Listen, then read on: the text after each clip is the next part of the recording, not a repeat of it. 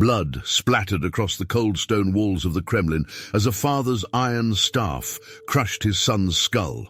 The year was 1581, and the most powerful man in Russia had just committed the unthinkable. Ivan IV, known to history as Ivan the Terrible, stood frozen over the bleeding body of his eldest son and heir, the 27-year-old Prince Ivan. The iron ceremonial staff, still dripping with warm blood, fell from the Tsar's trembling hands as the horrific reality of his actions crashed over him like a tidal wave. This was not the first time Ivan had killed, nor would it be his last act of violence, but this murder would haunt him until his dying breath, because the victim was not an enemy or a traitor, but his own flesh and blood, the future of the Russian Empire itself. What drove a man to such unspeakable brutality? How does a child become a monster so terrifying that his own name becomes synonymous with evil? The answer lies buried in the blood-soaked corridors of Russian history, in a tale of trauma, power and madness that spans 5 decades. The future Tsar's journey into darkness began before he could even walk. Born on August 25, 1530, Ivan Vasilievich entered the world during one of the most violent labor deliveries recorded in medieval chronicles. His mother, Elena Glinskaya, screamed for hours as Orthodox monks chanted prayers to drive away demons they believed were complicating the birth. Even his first breath seemed cursed by violence. Ivan was only 3 years old when he witnessed his father, Grand Prince Vasily III, dying slowly from gangrene. The child watched helplessly as court physicians applied burning poultices to his father's rotting wounds, the ruler's agonized screams echoing through the palace chambers. Before his death, Vasily appointed a council of boyars, the Russian nobility, to govern during Ivan's minority, but he also named Elena as the primary regent. For 5 years, Ivan's mother fought desperately to maintain control over the vast Russian territories while constantly battling conspiracies. The young prince frequently saw her surrounded by guards, whispering with advisors about new threats, her face etched with constant fear. When Ivan turned 8, Elena was found dead in her chambers, her body contorted and her mouth stained black, almost certainly poisoned by one of the nobles she had tried to control. What followed was a parade of horrors for the orphaned prince. The boyars, now free from any restraint, transformed the young ruler into a pawn in their political games. 2 main factions led by the Shwisky and Belsky families fought for control over the child, and by extension, over all of Russia. During the day, Ivan was forced to witness those who should have protected him openly fighting for power and looting the royal treasury. At night, he was frequently neglected, sometimes left hungry as punishment for behaviors deemed inappropriate. One particularly disturbing account came from Ivan himself, who years later described how his room was frequently invaded at night by boyars who ignored the terrified child while discussing state affairs as if he didn't exist. In a letter to Prince Kurbsky, Ivan wrote that he and his younger brother Yuri were treated like beggars' children, lacking proper clothing and sufficient food, while those who should have protected them wore gold-embroidered garments and ate from silver plates stolen from his father's treasury. More traumatic than the physical neglect was the psychological torture of double standards. In public, during state ceremonies, Ivan was treated with the reverence due to the future Tsar dressed. In ceremonial robes too heavy for his frail body, forced to remain motionless for hours, while foreign diplomats and Orthodox clerics paid him homage. In private, he was abused and humiliated, frequently beaten for trivial infractions, like spilling food or speaking during prayers. This hypocrisy taught Ivan 2 fatal lessons: that the power was the only protection against others' cruelty, and that the appearance of devotion frequently masked the deepest betrayal. Ivan's education also contributed to his future brutality. Although extremely intelligent and an avid consumer of literature and theology, he would later boast of knowing the Bible. By heart, he was deprived of consistent moral guidance. Instead, the young prince found pleasure in acts of increasing cruelty. By age 12, he was already throwing animals from the top of the Kremlin walls, watching with morbid fascination as they shattered on the stones below. Dogs and cats were his initial victims, but he soon moved on to experimenting with larger animals, meticulously studying the different sounds each creature made as it died. Ivan's first public explosion of fury occurred in his early teens during a heated discussion. In the Kremlin's Great Hall, the walls were covered with religious icons that seemed to watch the scene with impassive eyes as he accused the boyars of disloyalty. Contemporary writings describe how the young prince, until then silent during council meetings, suddenly rose from his throne, his face contorted into a mask of hatred. "You betrayed my father, you betrayed my mother, and now you conspire against me. Your sovereign anointed by God," Ivan shouted, his voice echoing through the hall's vaults. He pointed directly at Prince Andrei Shuisky, one of the most powerful and arrogant nobles who frequently treated the youth with barely disguised contempt. The guards, surprised by their young master's sudden order, hesitated for a moment, but soon grabbed Shuisky, who protested his innocence as he was dragged to the outer courtyard. There, to the horror of those present, Shuisky was thrown into a pit where hungry dogs, deprived of food for days, specifically for this occasion, tore him apart alive. The victim's agonized screams, pleading for mercy in Christ's name, provoked no visible reaction from the young monarch, who coldly observed the execution from a high balcony, occasionally sipping mead from a golden cup. This first public demonstration of his capacity for violence was not an impulsive act, but calculated to send an unequivocal message that the time of manipulation was over. Ivan would no longer be the boyar's puppet. After Shuisky's death, Ivan turned to the terrified nobles and declared with disturbing calm that this would happen to all who opposed the will of the sovereign sent by God. In January 1547, at 16 years old, Ivan crowned himself Tsar of all the Russias in a grandiose ceremony at the Cathedral of the Dormition in Moscow. Breaking with tradition, he didn't wait for the metropolitan leader of the Russian Church to place the crown on his head. Instead, he took it in his own hands and positioned it, signaling that his power came directly from God, without intermediaries. He was the first Russian ruler to officially use the title of Tsar, transforming Muscovy from a principality into an empire with expansionist ambitions. The early years of Ivan's independent reign surprised those who expected only tyranny from such a traumatized youth. Under the influence of advisors like the priest Sylvester and the noble Alexei Adashev, as well as his young wife Anastasia Romanova, for whom he felt genuine affection, Ivan implemented substantial reforms. He established Russia's first representative assembly, reformed the army, produced the country's first unified legal code, and even sponsored Russia's first printing press. Ivan also demonstrated genuine religious devotion, frequently participating in long liturgies, making pilgrimages on foot to distant monasteries, and maintaining theological correspondence with religious leaders. This duality, the pious reformer and the brutal tyrant, would persist throughout his life, leaving historians puzzled about which represented his true character. The young Tsar's domestic life initially seemed to offer him the emotional stability so lacking in his childhood. His marriage to Anastasia in 1547 was apparently based on genuine mutual affection. She exercised a moderating influence over her husband's most violent impulses and gave him 6 children, although only 2, Prince Ivan and Fyodor, survived to adulthood. The relative stability of this period ended abruptly in 1553, when Moscow was devastated by a catastrophic fire that destroyed much of the city. Enraged crowds, instigated by boyars opposed to Ivan, blamed the Glinsky family relatives of the Tsar's deceased mother for the disaster. The mob lynched Yuri Glinsky, Ivan's uncle, on the steps of the Cathedral of the Dormition.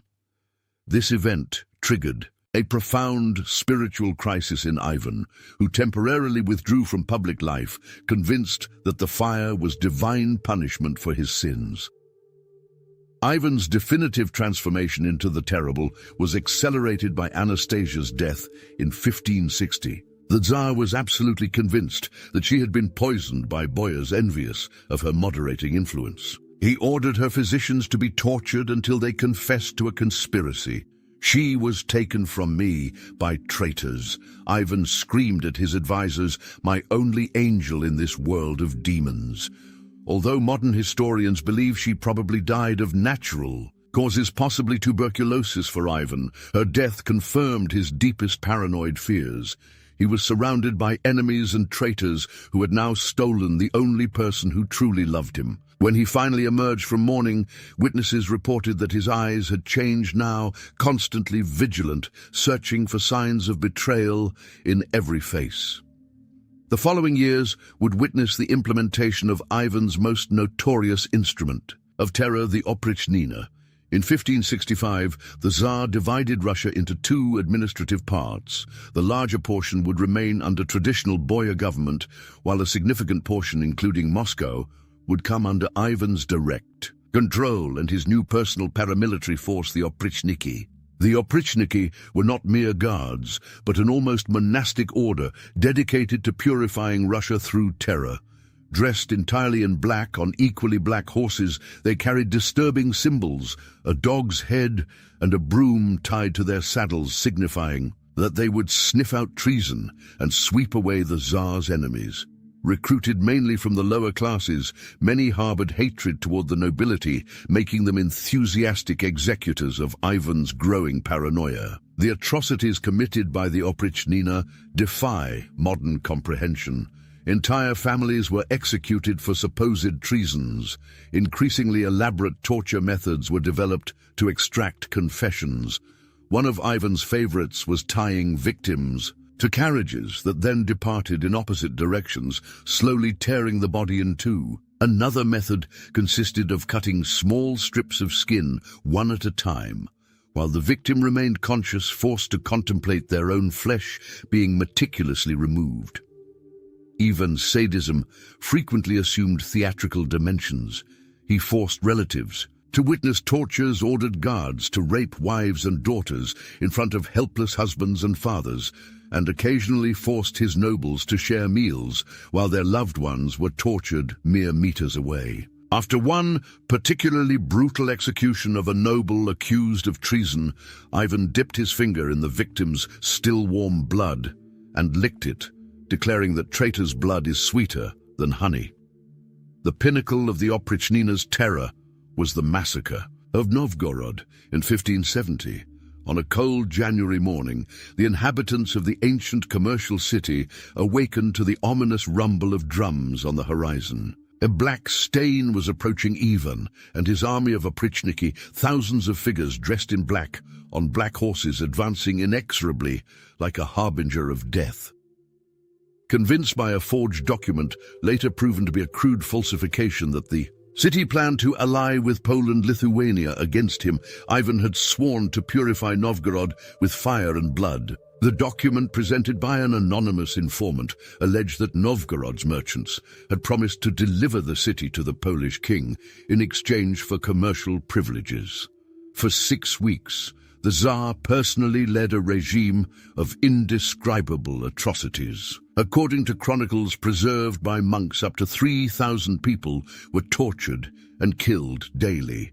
The methods were of such methodical cruelty that they suggested not just violence, but a calculating mind dedicated to maximizing human suffering. Victims were tied to sleds pierced with spears and then submerged in the Volkhov River, which ran frozen under the harsh Russian winter.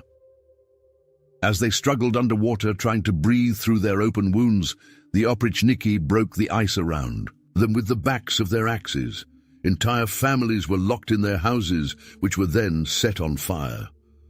As the flames consumed the wooden structures, the oprichniki surrounded the buildings to push back into the flames anyone trying to escape. Particularly disturbing was the treatment reserved for the city's clergy.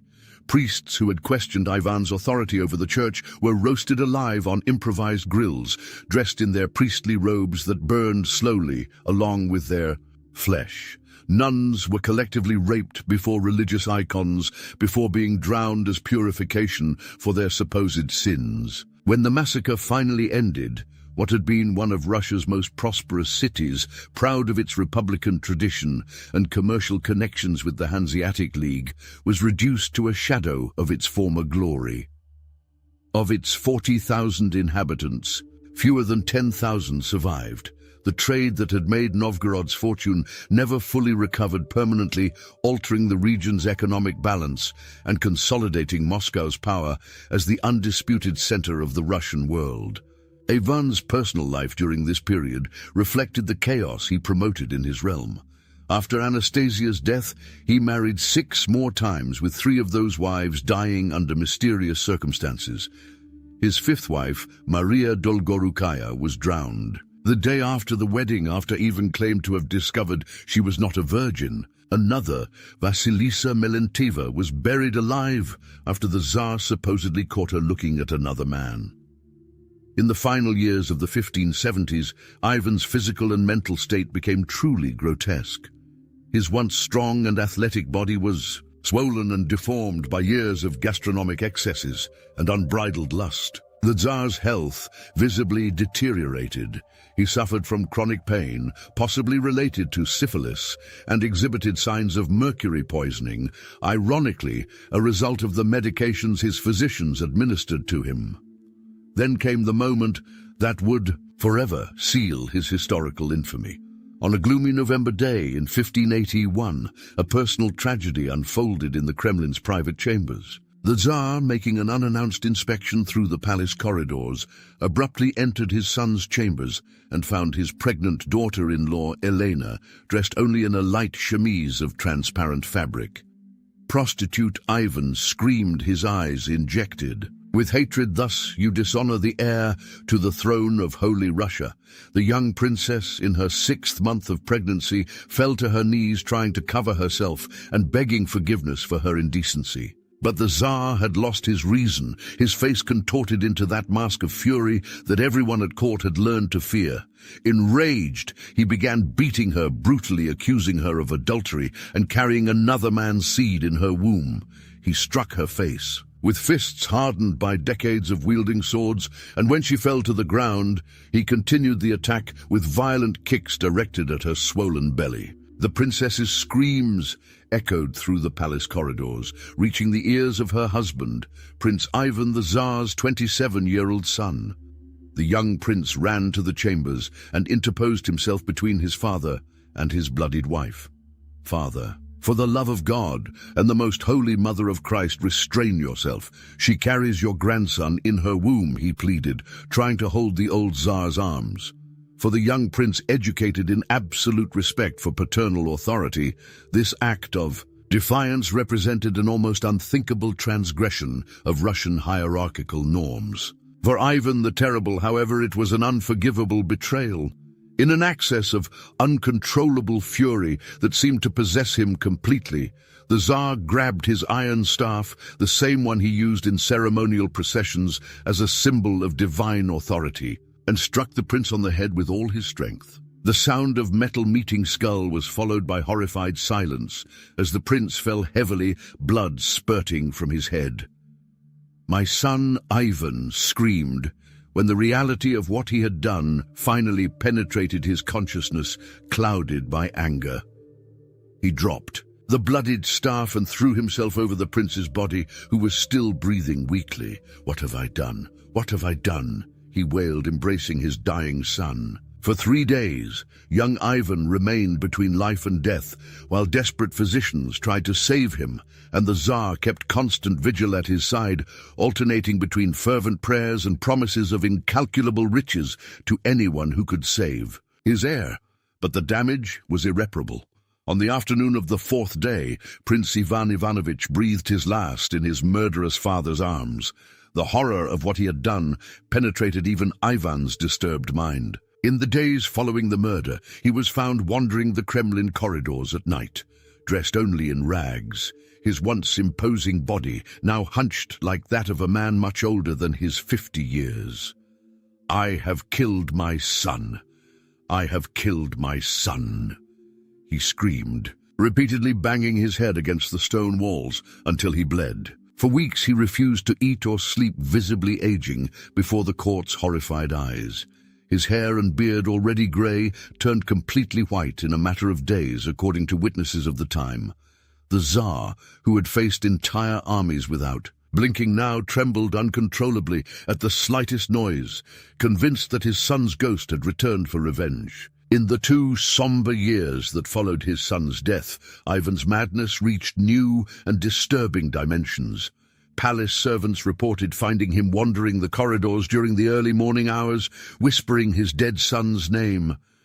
Other times, he would prostrate himself for days before the prince's tomb, in the cathedral of the Archangel Michael, his skeletal body trembling with uncontrollable sobs, refusing to eat or drink. The periods of profound melancholy alternated with explosions of violence even more extreme than before, as if he were trying to purge his guilt through others' blood. He ordered executions for trivial offences: a servant who knocked over a tray, a boyar who coughed during liturgy, a foreign ambassador who didn't bow with sufficient reverence. His only remaining heir was now Fyodor, his second son with Anastasia, considered by all as mentally incapable of effectively governing. Described by contemporaries as always smiling and praying, Fyodor preferred spending his days in churches to learning state affairs. With Prince Ivan's death, the future of the Rurik dynasty, after more than 700 years of uninterrupted dominion over Russian lands, hung by a fragile thread. On March 17, 1584, Ivan died suddenly while playing chess with Boris Godunov, his court favorite. Some historians suggest he was poisoned, others that he suffered a stroke caused by years of stress and excesses. Regardless of the cause, the end of Russia's first Tsar was as abrupt as many he himself had ordered. His swollen and foul-smelling body, the result of decades of excesses and inadequately treated diseases, was dressed in monastic habit, fulfilling his wish to die as Brother Jonah, the name he had secretly adopted when contemplating abdication to enter a monastery. The historical figure of Ivan the Terrible remains a disturbing study of the effects of unresolved childhood trauma, absolute power, and paranoia. The abused child who swore never again to be a victim became one of history's most brutal victimizers. The ruler, who considered himself God's direct representative on earth, used this supposed divine authority to justify the most diabolical atrocities. In killing his own son, Ivan destroyed not only his heir, but the very future he had spent his life trying to secure. The terrible irony of his reign was that in trying to eliminate all threats to his power, he became the greatest threat to his own dynasty.